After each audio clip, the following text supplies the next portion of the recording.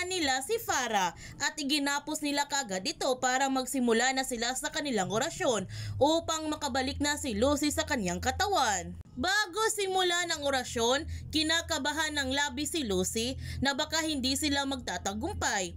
Kaya sinabihan niya si Darius kung hindi sila magtatagumpay, tatanggapin na niya na habang buhay na siya sa katawan ni Farah. Gayunpaman, nagsimula na nga si Apo Berta na banggitin ang orasyon upang makabalik na si Lucy sa kanyang katawan. Sa paggising nilang dalawa, naguguluhan ng husto si Darius dahil sinasabi ni Farah na siya pa rin si Lucy at hindi pa siya nakakabalik sa kanyang katawan.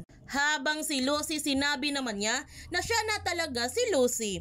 Ngunit nalilito pa rin ng husto si Darius kung sino ba sa kanilang dalawa ang nagsasabi ng totoo. Bumalik na kaya si Lucy sa kanyang katawan? Yan ang ating abangan sa Stolen Life. Kung bago ka pa channel ko, don't forget to like, subscribe, ang click notification bell para palagi kang updated sa mga videos in-upload ko. Thank you for watching and God bless everyone!